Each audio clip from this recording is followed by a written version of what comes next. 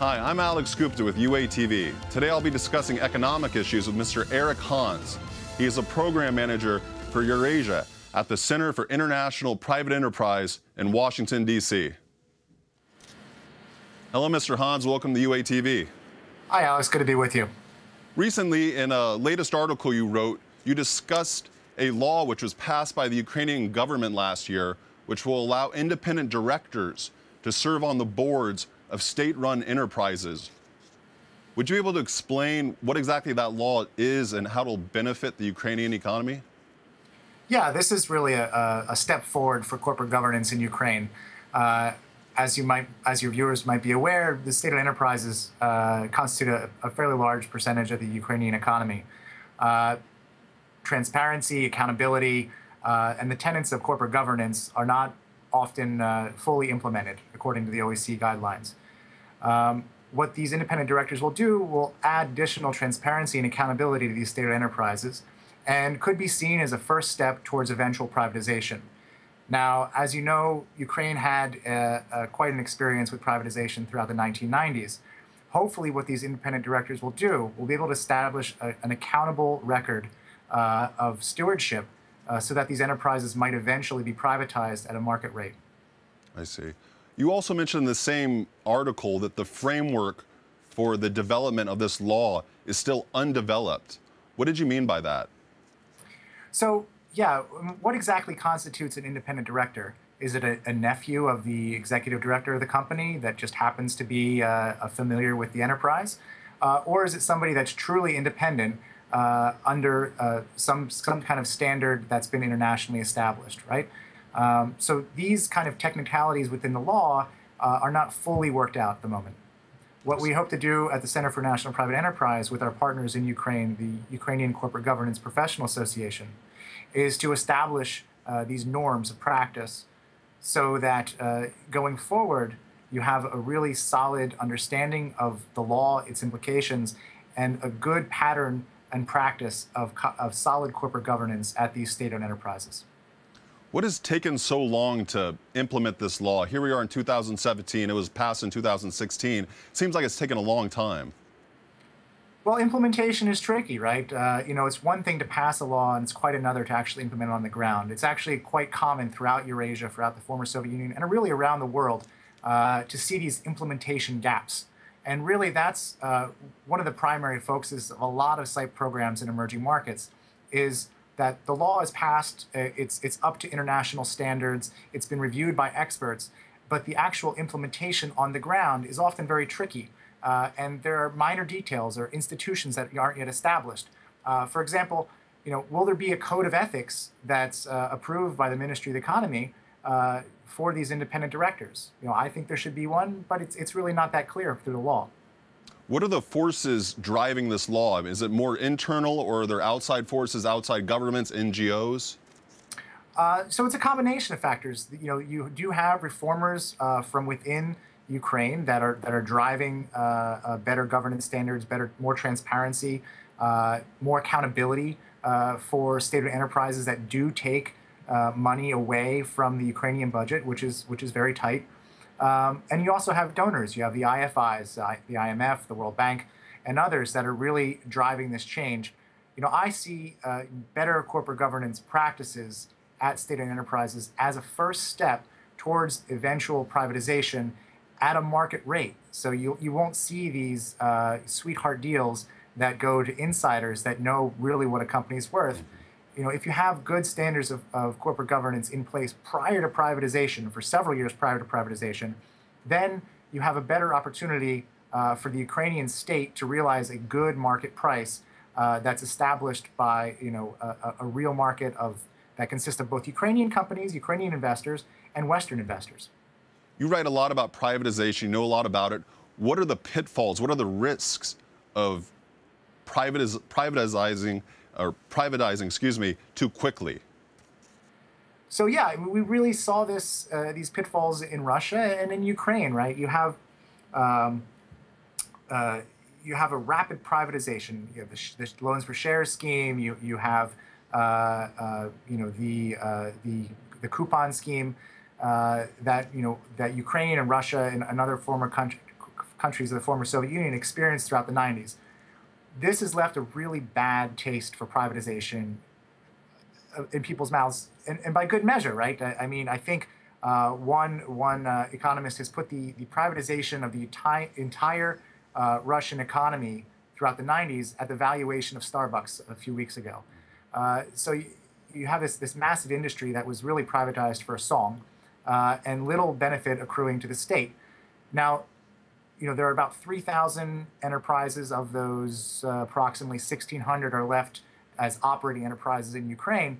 Now, the top 100 account for somewhere 90+% of all of that in Ukraine. And those should probably be a special case, right? The top 100 can be concentrated on, and you can really get a substantial amount of money in the eventual privatization, if that is the course of action that the Ukrainian government chooses to pursue. However, these other 1,500 or so companies that are active but are more opaque are a different question entirely. They do still take money from the Ukrainian budget. There are various schemes employed by insiders that strip away assets and value from these companies. So it's really a question. The privatization, the speed of privatization is, do you privatize quickly and risk insiders getting a good deal, risk the violation of due process and really establishing a market price for this company? Or, do you have this ongoing minor corruption, or in some cases major corruption, at these state-owned enterprises? It's damned if you do, damned if you don't kind of argument. And different economists, different political scientists see the problem differently. I, for one, am more of establishing good practices of corporate governance at these state-owned enterprises, and only then privatizing those assets. You mentioned in an earlier article about the Ukrainian State Property Fund and that it's viewed with skepticism here in Ukraine. Why is that? What is it, and why is that?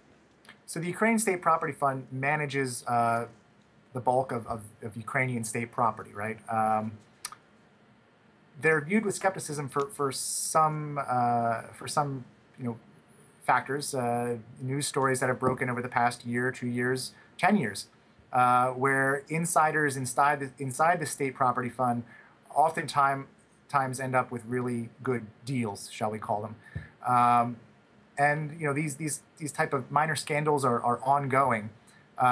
So the entity that's in control of these state-owned enterprises, or that has access to these state assets, is viewed with skepticism by the Ukrainian public. Now, if there were to be a rapid privatization of these 1,500 or so smaller state-owned enterprises, controlled solely by the state property fund, I fear that there would be a populist backlash in Ukraine against these privatizations, and in any subsequent Ukrainian government, all of these privatizations would be subject to review.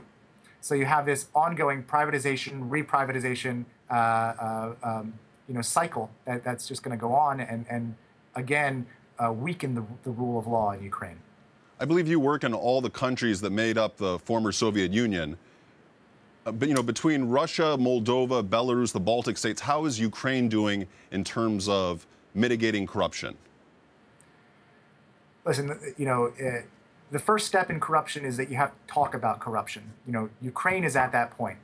People know it's there. They've identified schemes. There's very, very good Ukrainian journalists, and the Fourth Estate is really doing its job in Ukraine. There's a level of sophistication in journalism, that I haven't seen in Ukraine, and I've seen in Ukraine develop over the past 10 years. That's really just probably one of the leaders of the former Soviet Union. Those areas that have actually implemented reform, the Pre-Baltics, Estonia, Latvia, Lithuania, that are members of the EU now, they rapidly, for a variety of reasons, rapidly adopted free markets and democratic principles. Ukraine is a much tougher case. Listen, we're talking about land reform issues, for example, in Ukraine. It's a very hot topic. But for a variety of reasons, land reform in Ukraine is stalled. Listen, you have several instances in the 20th century where Ukrainians were told that their property is no longer theirs. You have the collectivization and decolonization campaign of the 1920s and 30s. Then you literally have, the Nazis come in and steal the soil from Ukraine. People have memories. Their grandfathers, their grandmothers were affected by these attempts to steal property right out from underneath them. And given the privatization experience in the 1990s, people are rightfully skeptical to view any land reform that's not completely transparent. With regard to small and medium-sized companies, which you also write a lot about, what are the biggest obstacles these entities face with the current government? So, the current government has done a really good job of engaging large multinationals, of putting an ombudsman in place to answer their issues, to work with the AmCham, to work with the EBA on these investment-related issues. Now, these issues still exist, but they're getting better. Now, if you take that down a few steps to Ukrainian small and medium-sized enterprises, the people working at the kiosk, the people working that have a few kiosks or a few restaurants around the city, they still face a litany of issues. Everything from advertising regulation to property rights to zoning issues to these constant appeals by state officials, fire inspectors, police inspectors, jewelry inspectors, for a little cut of the take along the way. And it's very hard to fight that very small corruption, specifically as once you get down into the regional level at the smaller business level. So do a lot of these small, medium-sized businesses, do they make up the informal economy of Ukraine? Yeah, so the informal economy, it's tough to measure, right? Because by its very nature, it's informal and unregistered. But the latest estimates put it between 40 and 50% of GDP in Ukraine. So, if I were sitting in the government of Ukraine, I would look for ways to incentivize those small and medium-sized enterprises to come out of the gray sector of the economy, to join the legal economy, and to pay taxes, and to be officially a registered business. There's a lot of advantages out there for that. But the state can take a role in incentivizing, not just penalizing, but incentivizing businesses to come out of the gray economy. You mentioned in the article that these large companies, the private ones, would take on independent directors in order to get easier access to credit. Do small and medium-sized companies, do they have sufficient access to credit? Yeah, I mean, so one of the most successful small enterprises that's really a large enterprise now in Ukraine is Nova Pochta, right? So you have this company that's come out of almost nowhere just by sheer skill and entrepreneurial talent and some assistance along the way of some key individuals, and built a business based solely on Ukrainian infrastructure. This is not a privatized business. And you see this more and more in Ukraine as companies like Rozyetka come up and are working in the Ukrainian marketplace. They're not privatized companies. These are entrepreneurs that have been taking risks and that have been slowly adopting corporate governance principles like independent directors, which has allowed them access to lower cost of capital, access to Western investors, Western technology, Western know-how, management skills, and what have you. So this is really kind of a big step in the development of the Ukrainian economy, in my opinion.